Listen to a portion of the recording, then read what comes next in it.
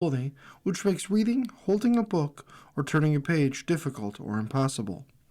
The content is copyrighted by the respective publishers. For more information, please visit us on the web at nfradioreading.org. Hello, this is Harriet Gromer Hicks, and for the next hour, I'm going to be reading from the April 19th issue of the New York Times Arts and Leisure section on the Niagara Frontier Radio Reading Service. Our first article is Wellness Receives Prime Placement Among Students.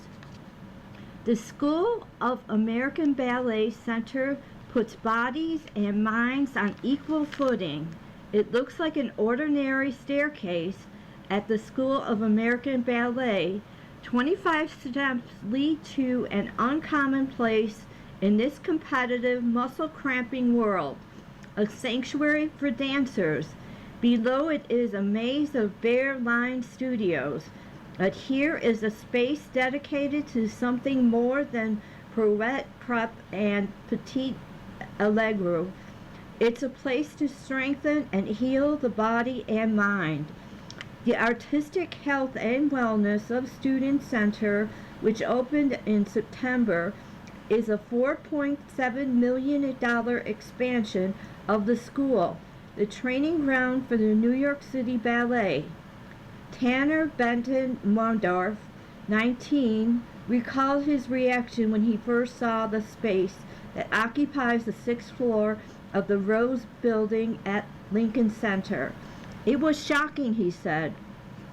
It's one of the best things that's ever happened since I've been here, and I've been here for 5 years. Madeline McCain, 18, another student, added, we were all walking up the stairs and everyone was like, oh my gosh, this is crazy. It was like finding a hidden room in their apartment, one built especially for them, their bodies, their minds, and their artistic health. Being in the lobby of the school, brimming with children, can feel like being caught in a vortex of leotards and tights. You take care to watch your step, but the center, which is reserved for older students, is calm. Sometimes when we're done with class, we need to take a couple of minutes to chill and calm down. Benton Mondorf said, we get pretty overstimulated and all of the children's division kids are running around. It's a lot, McKean said. Even with its Summit Lounge, the center is more than a quiet place to rest. There are soundproof study rooms, a spacious pellet studio, and a strength and conditioning space full of equipment including heavy weights that every dancer athlete needs, but that ballet institutions don't always provide. There are private rooms for mental health, nutrition counseling, and physical therapy. The new center is part of a larger push to prioritize mental and physical health services in ballet and is on par with or even exceeds what major professional ballet companies in the United States offer. Here, though, it's for students, and that is a game changer. If they can learn skills when they're young, dancers will have an easier time navigating a career that can be fraught mentally and physically. Ballet is hard enough, and then there's being a teenager. The center's curriculum is intended to address the needs of student dancers as athletes and artists and young people coming into their own, along with counselors, nutritionists, and physical therapists. Elite instructors in palettes and strength and conditioning are on hand to help. Katie Vedder, a director of student life, said the school has long been committed to wellness, but now with the center, that work has really evolved. She said, It's become more intentional, more integrated, more visible, and accessible. Aisha Ash, the school's head of artistic health and wellness, said the center operates under a whole person philosophy that acknowledges a dancer is more than a body on stage. Of course, we want them to all to get a job, Ash said. It's more, let's give them the tools for life. We don't want them just participating. We want them learning and growing, maintaining wellness as a long pursuit. It's continuing to stay on top of their mental health and nutrition and understanding that those things are as important as every other part of their training, Ash said.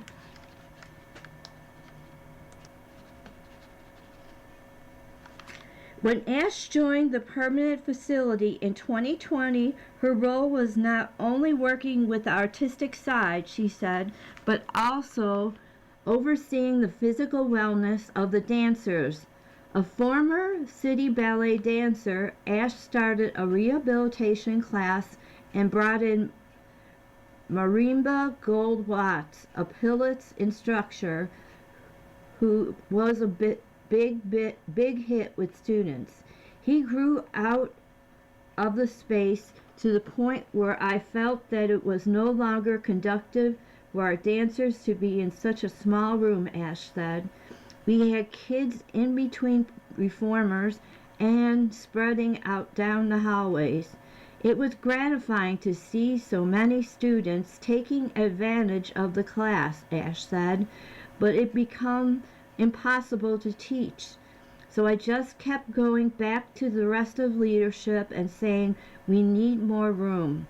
The school had been looking to expand and enhance its existing programs in the Rose Building for the past decade.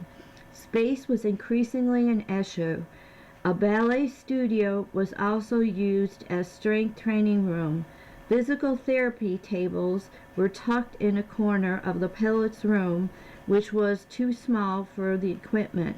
In 2023, when the school learned that the Metropolitan Opera Guild was leaving its sixth-floor space, it pounced.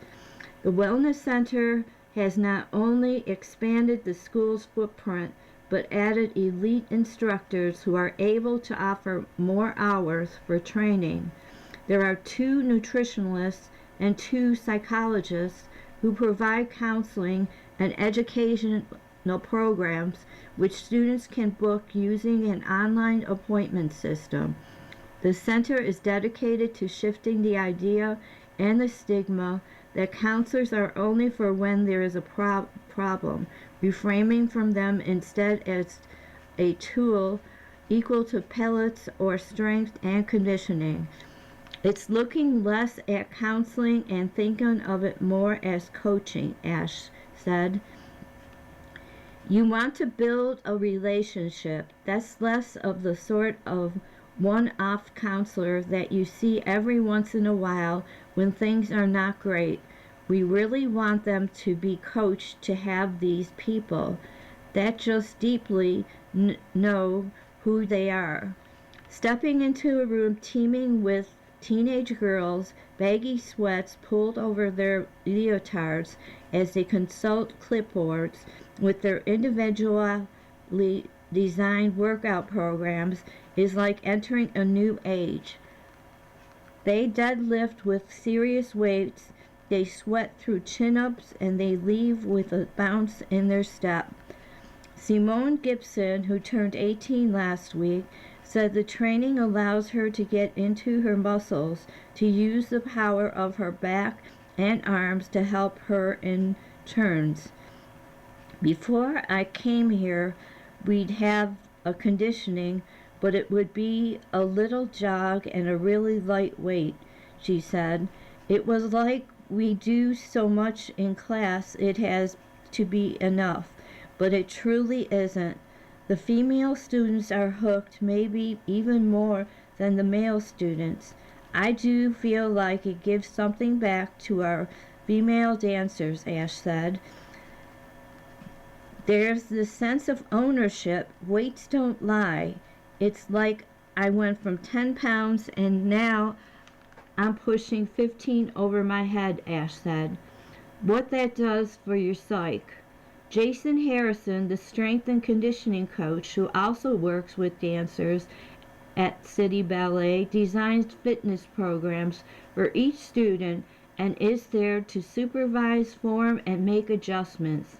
McKean said, you can go to him and be like, I need to go work on standing leg strength and adagio, and he can find certain exercises that will benefit that. A frequent conversation that Harrison has had with students is making sure they eat. A new initiative at the center provides them with snacks before and after workouts. External loads are too stressful for the body to be able to do it in a fasted state, Harrison said. Now the students will come in, hey, do you mind if I go get a snack? So that's when the biggest thing, teaching them you cannot do this without food. In dance context, Harrison views training as injury prevention. If somebody has to strain a little bit less, two things happen, he said. They're more likely to jump and land safely because their nervous system has been there before. And if dancers don't have the strain, he said, they can focus on being an artist. With the center, Ash has leveled the playing field by making top-of-the-line training available to all students, not just to those who have money or the knowledge of whom to turn to. For most of her career, she said, I spent a lot of wasted time discovering my body, rediscovering, uncovering, and playing catch-up. And that was time that could have been spent honing into my craft and my artistry. The Wellness Center, Ash said, is what she needed as a dancer, especially as the only black woman in the advanced divisions at the school and then at company. There was so much I was having to tackle, she said. I didn't have time to think about resources and nutrition. All of my work was just figuring out how to build myself up so that I didn't implode with all the pressures that I put on myself.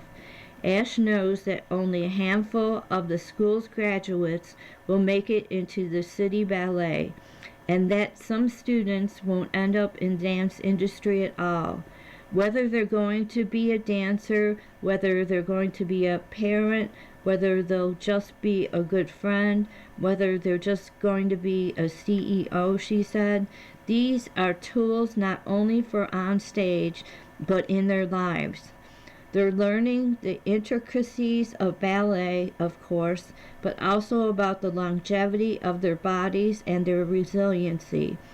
I want to give each student back their power, Ash said. We're so used to just being taught and spoken to. This particular space is helping them to see their fullest potential and how they can maximize that. When you have understanding of the body, and in particular your body, it's empowering.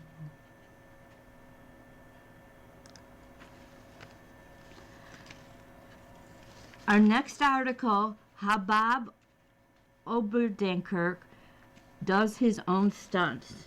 Sometimes it does a man good to vent, which is what Bob Odenkirk pitched when he decided to reshape himself into an action star after his run in Better Call Saul.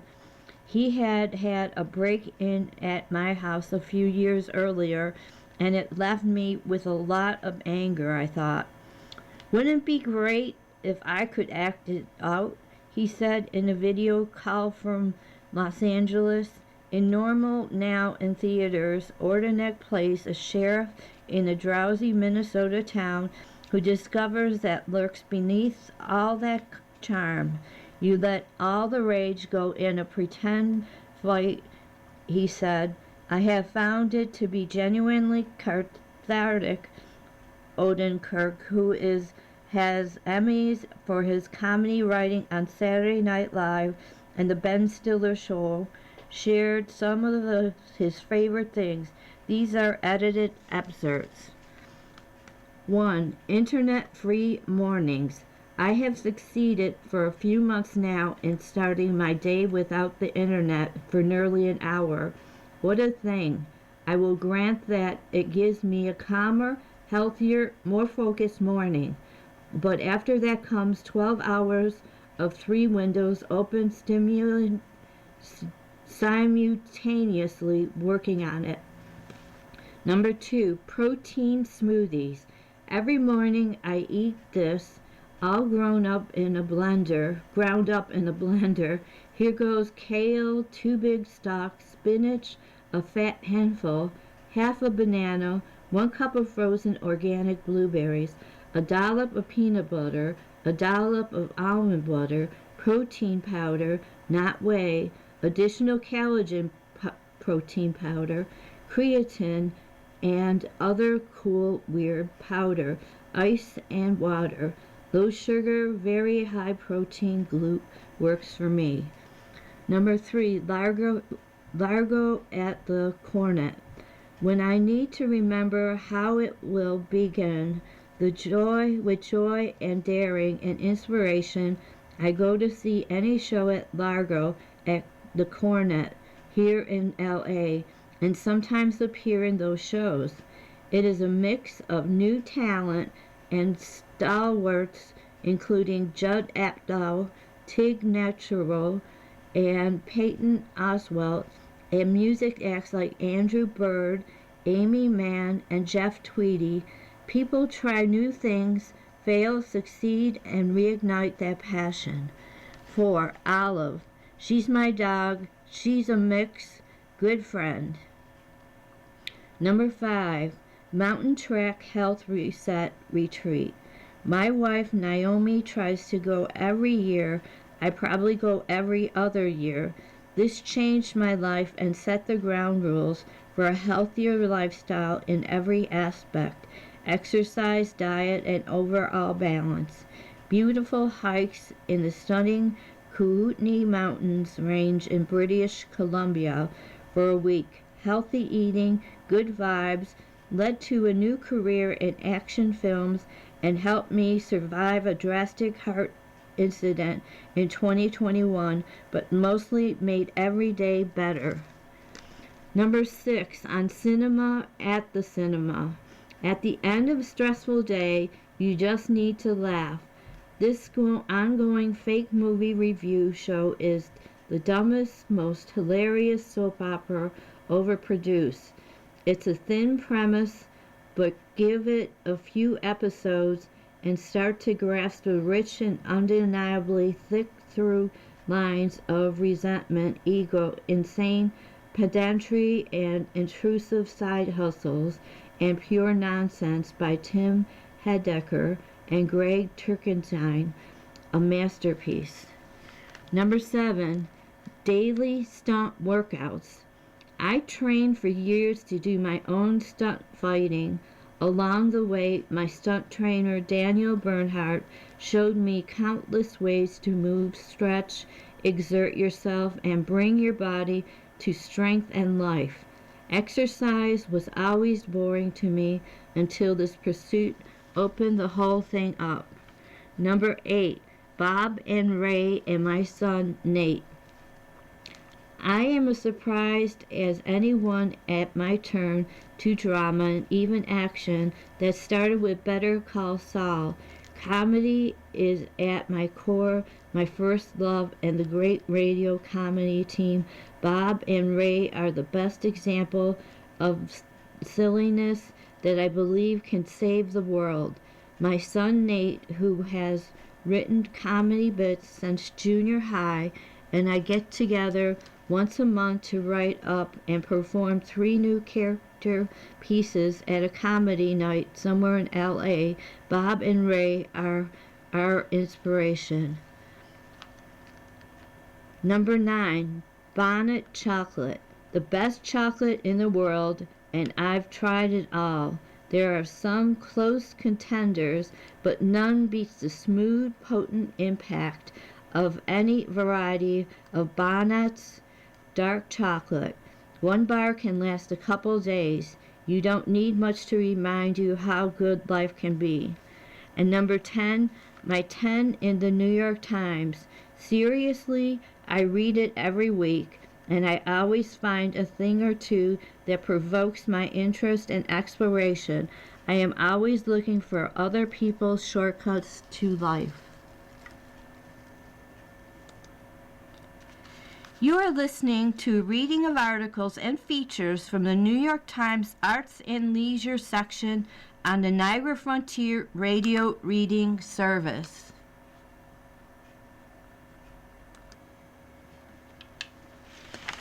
Our next article is asking more of the maestro than just music.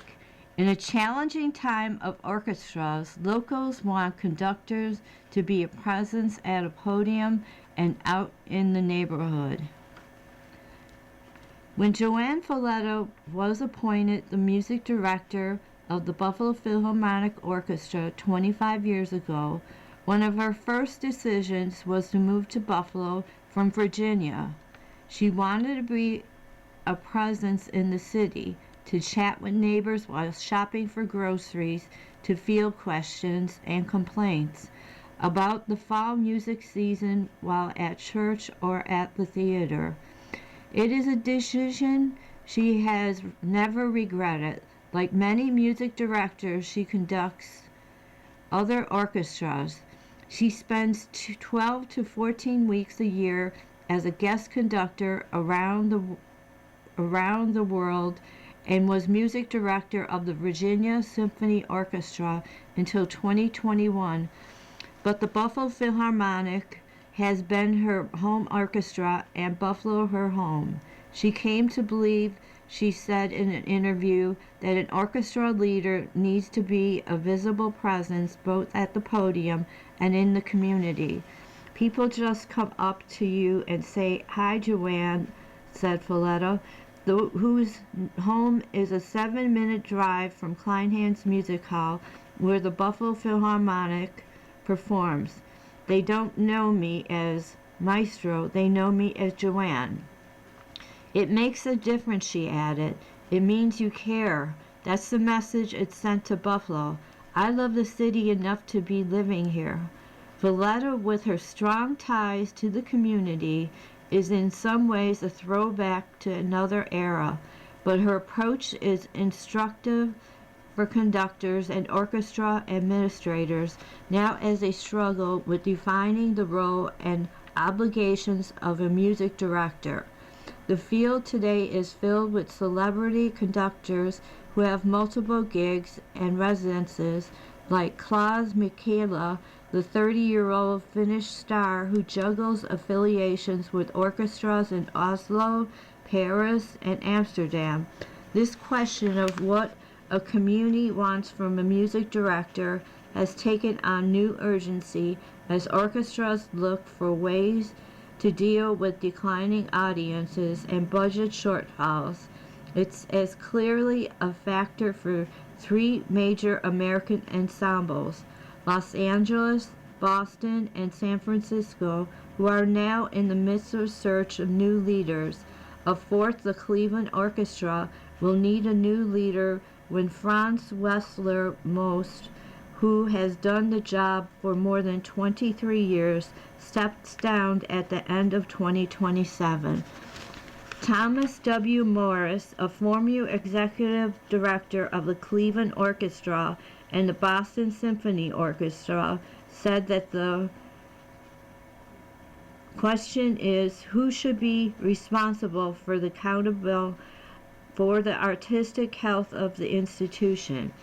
I don't see how that's possible with someone who is there just 12, 14 weeks a year, he said. If the music director is the music director of 2 orchestras that compete on an international level, it dilutes image and impact and individuality. Contractually, music directors are typically required to spend 12 to 14 weeks conducting an orchestra and time for taking the orchestra on tour. There are rarely residency requirements, and the definition of whether a conductor is spending enough time in the community is often a matter of perception, and not incidentally the personality of the man or woman holding the baton. Matthias Tarnopolsky, the chief executive and chair of the New York Philharmonic, said, "Where a conductor lives is less important than the sense of presence and passion they convey to the community." He pointed Gustavo Dudamel, the Philharmonic's incoming music director, as an example.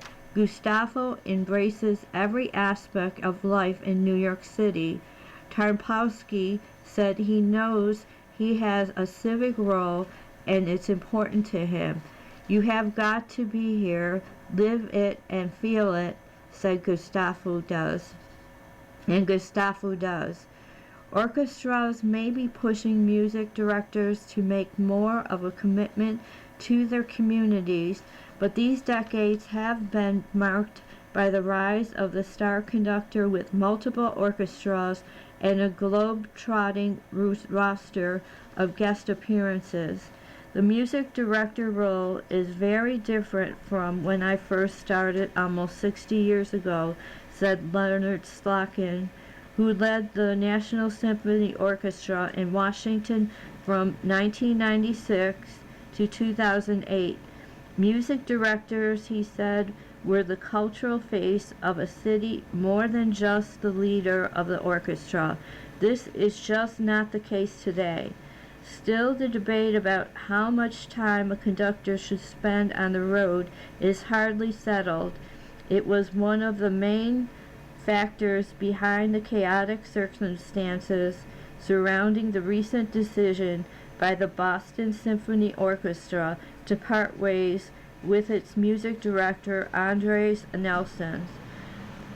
The orchestra's board has declined to discuss in detail the reasons for his dismissal, effective when his concert expires in summer of 2027. But it came amid complaints that Nelson spent too many weeks touring and leading another orchestra, the Gewandhaus Orchestra in Leipzig, leaving less time to spend to needs of Boston and the Boston Symphony. By contrast, Dudamel, who starts in New York in the fall, made a pledge to be a visible and prominent community presence. Dudamel, who is also an artistic director of Simon Bolivar Symphony Orchestra in Venezuela, has made a point of finding an apartment within strolling distance of Lincoln Center. "This area is wonderful," Dudamel said during a recent interview at Gaffin Hall. Nelson, who declined requests for comment, also kept an apartment in Boston, orchestra officials said.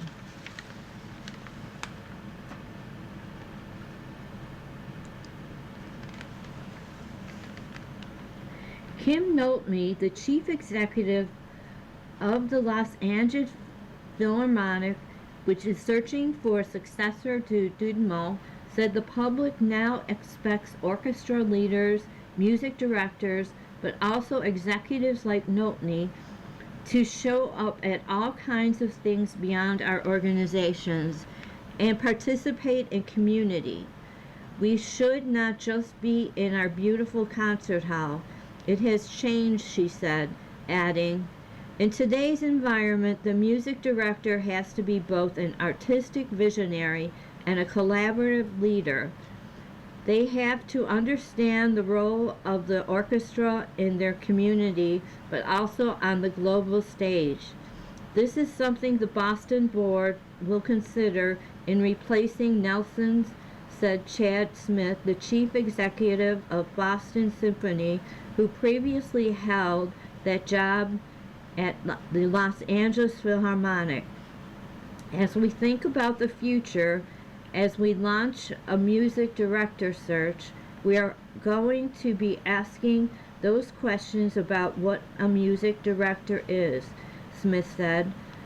This thinking on this was influenced by this time in Los Angeles during Dudmo's tenure, where I saw the orchestra become beloved by the community. Still, while orchestras might try to put more restrictions on outside work of their music directors, either explicitly in the contracts or in course of hiring negotiations, it seems unlikely that the era of the traveling conductor is coming to a halt anytime soon.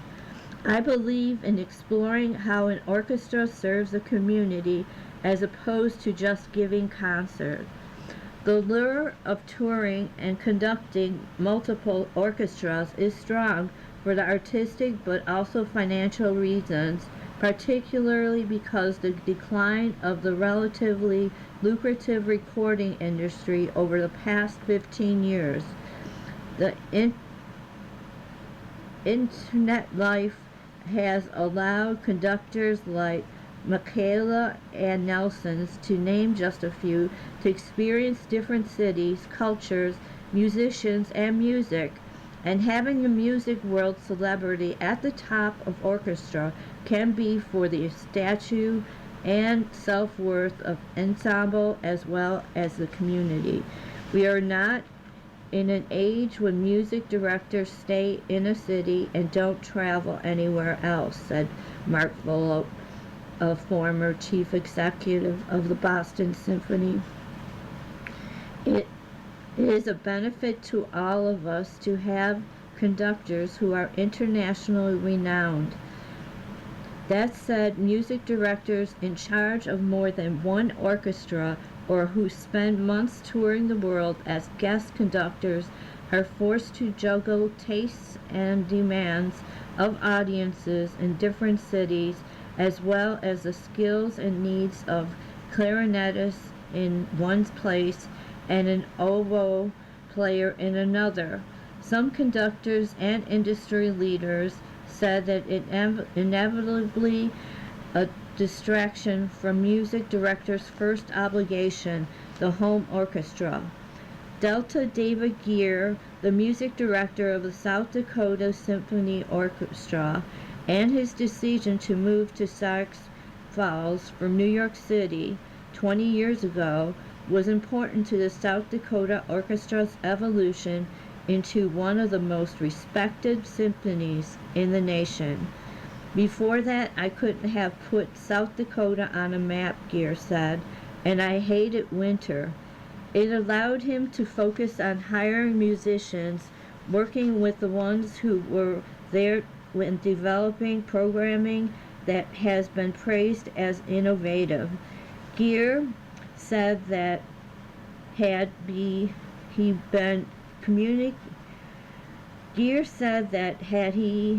been a commuting conductor, it would not have been possible to create the Lakota Music Project, where he and orchestra members travel South Dakota performing with Native American musicians, deepening the orchestra's ties with the community. I believe in exploring how an orchestra serves the community as opposed to just giving concerts, he said. Living here really enabled me to build relations with Native partners, which would have been much more difficult if I were flying in and out and staying only a week at a time. I would not have done that if I had stuck with my 14 weeks a year. You have to spend time there, Geer said. You have to develop relations. In the end, it's all about relationships with people. It's not simply selling tickets.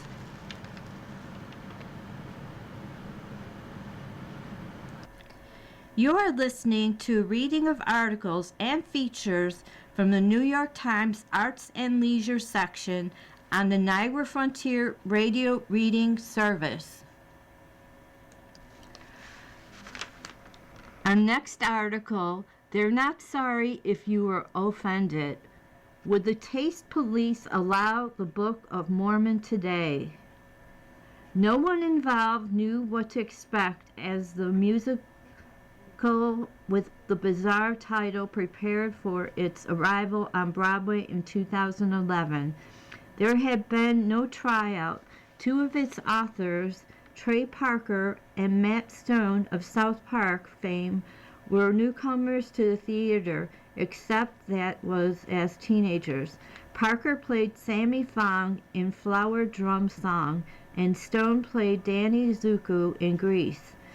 Robert Lopez, the third collaborator, and a pint-sized jet in the 5th grade, West Side Story, and more experience with Jeff Marks, he come up with the concept and co-written the songs for the raunchy 2003 hit Avenue Q.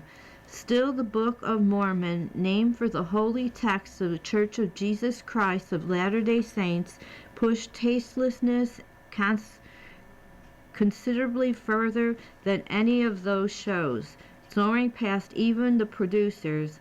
The 2001 taboo-busting champion with its adorable Nazis and swastika kick line. Mormon cast members, knowing they were the show's first line of offense, were especially anxious. Those who played younger missionaries about to embark on their maiden mission had to parrot articles of faith that, while accurate to the church's dogma, sounded satirically on the Broadway stage. Did you know that Jesus lived here in the USA? And those who played Ugandans in a village where two of the missionaries were posted had to sing cheerily about AIDS, clitoridectomy, baby raping, and one man's Magadi scrotum.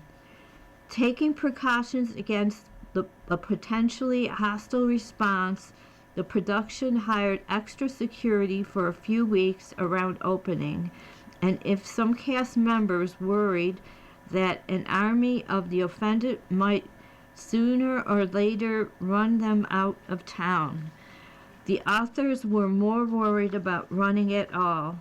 I've never been more nervous in my life, Stone told me. We didn't want to lay an egg and fail.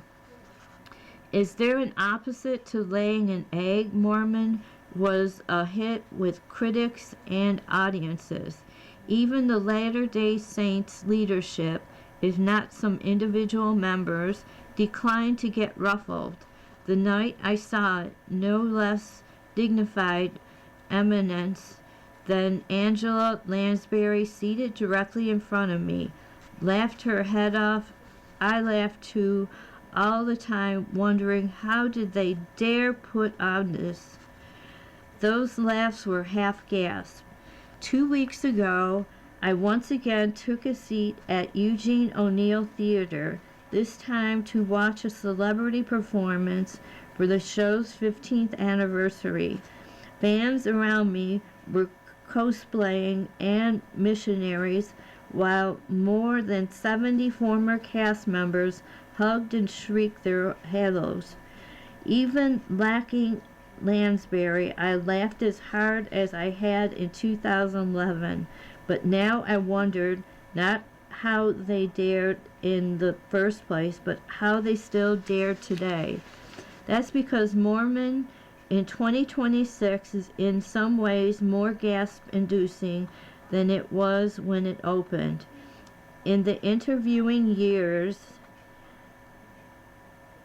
sensitivities once barely acknowledged about racial, religious, and sexual identity have become mandatory articles of theatrical faith.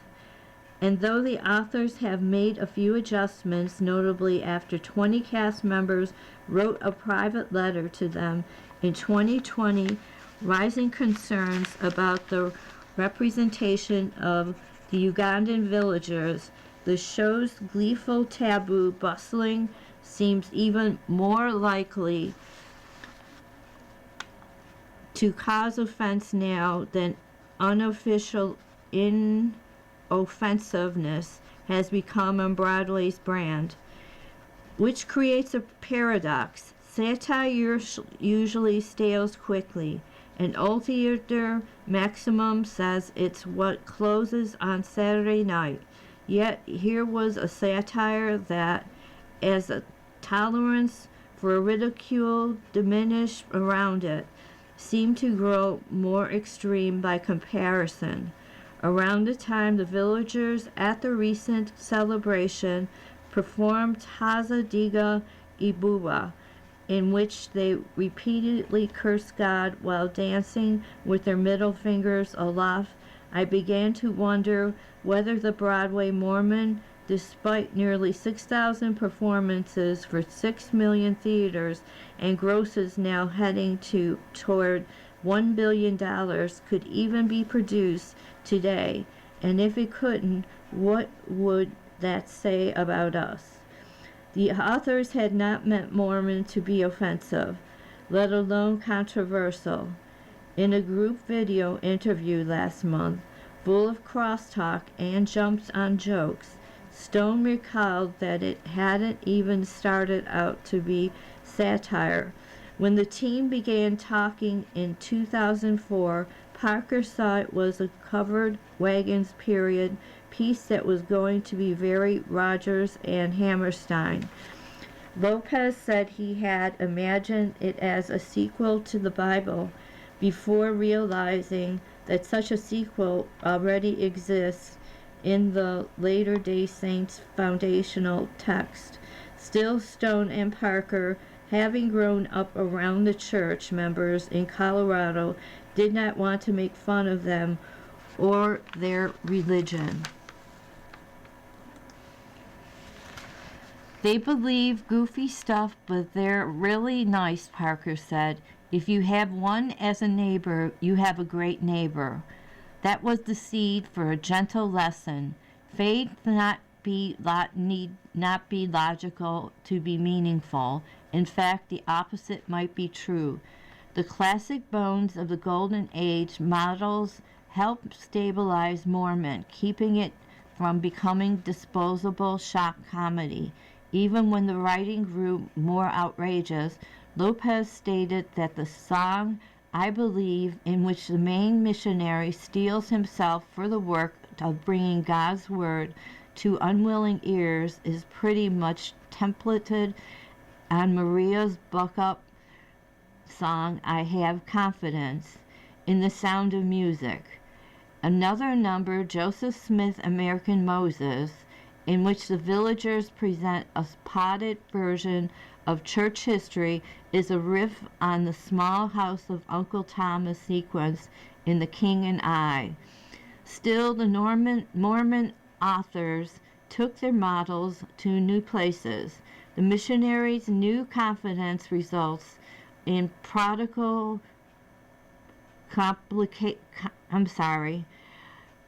The missionary's new confidence results in proctological complications Maria never imagined.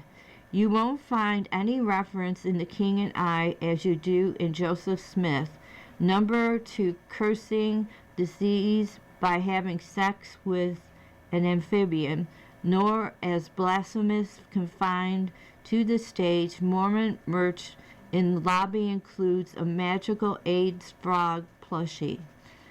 All Matt and I have ever done since college is ride into that people are saying you can't say, Parker said, referring to the 2025 South Park storyline featured Satan and Donald Trump as lovers, or any of thousands of other possible examples.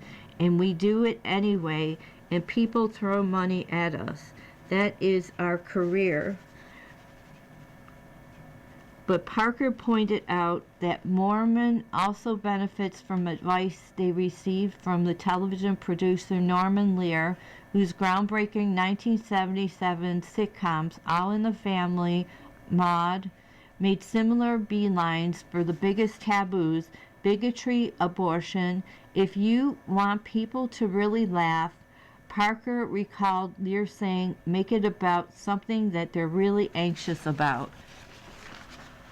The maximum applies to performers as well. Abner Robinson, who has been with Mormon on and off for 15 years playing all the male villager roles, told me that at several points he had to have conversations with himself about doing and saying the outrageous things the show requires. By 2020, with Broadway and pandemic pause and the killing of George Floyd fresh in mind, other black cast members were having similar conversations. In their letter that month, they argued that the African characters lacked agency and extreme naive. One character thinks she can send a text on a typewriter, could no longer be seen through the same comic lens as before. Still, Robinson said he signed not because he wanted to water down the satire. Among a handful of other tweaks, the authors replaced the typewriter with an iPad, but because he wanted to keep it fresh and pointed as possible. If it weren't too extreme, he added, it wouldn't work. That's a lesson few recent satires have taken to heart.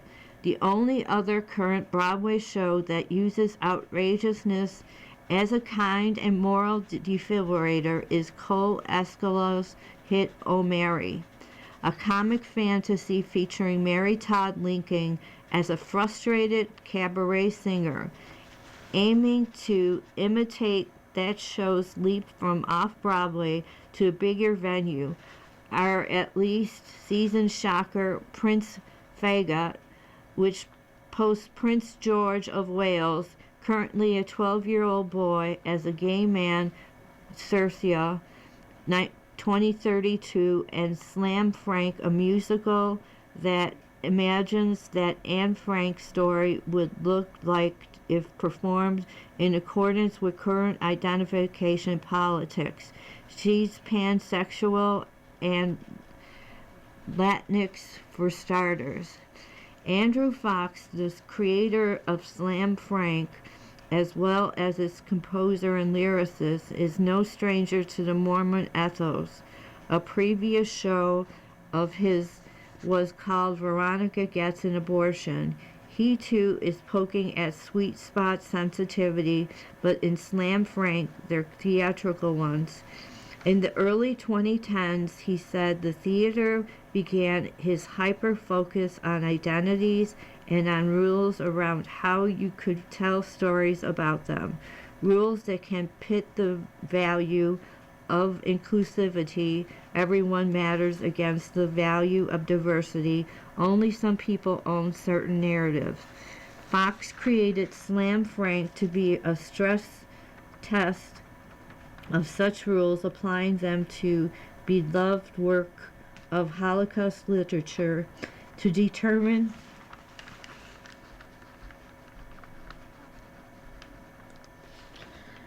I'm sorry, I lost my spot, so I'm going to start here. Though the commercial theater is considered more risk adverse than its nonprofit cousins, the success of the Book of Mormon and Slam Frank and Oh Mary points on the opposite direction. Fox, who called some of the nonprofits he approached blatantly cowardly because they liked his show but were afraid to produce it, said only in commercial theater can something like Slam Frank get through. For a related reason, a nonprofit theater was never going to be a good fit.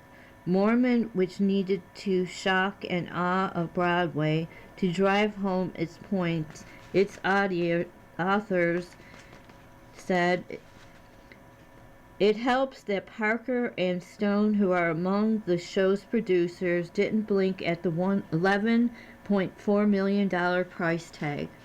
So could Mormon be mounted on Broadway today? The film and television producer Judd Apatow, no stranger to the frontiers of taste in movies like Knocked Up and The 40-Year Virgin, said he didn't think Stone and Parker would have any problem because they are the best. Look at what happened with South Park this year, he added, referring to a tumultuous and disputes and lampoons of Paramount. The show's corporative overload. Not only was it not more difficult for them to do cutting edge work, but they got paid $1 billion to do it. Actually, the payout was $1.5 billion. In the new documentary Mel Brooks, The 99-Year-Old Man, which Apatow directed with Michael Bonfiglio, several comedians consider the same question as it applies to the producers and especially Blazing Saddles. Brooks' 1974 comedy that involves a racial slur more than 30 minutes as part of Lampoon of Racism. Nick Kroll says, nah, you couldn't make that movie the same way today. Ben Stiller agrees, adding, or ever, I think. But Dave Chappelle's response is subtler. Man, you can do damn near anything if it's funny. So no, most people can't make that movie ever, today or even back then. But Mel Brooks could, which applies to Mormon too.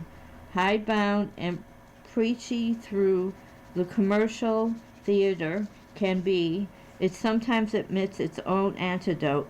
Robinson believes that beneficial, at least for now.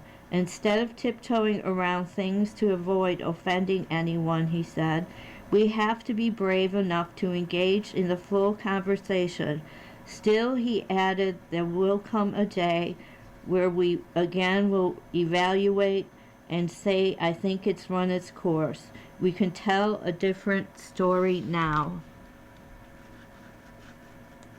Our next story, they're not sorry if it would offend. Would the taste of police allow the Book of Mormon today? No one involved knew what to expect as the musical with the bizarre title prepared for its arrival on Broadway in 2011. There had been no tryout. Two of its authors, Trey Parker, Matt Stone, and South Park fame, were newcomers of the theater, except that as teenagers, Parker played Sammy Fong in the Stone Danny Zuko. Whoops.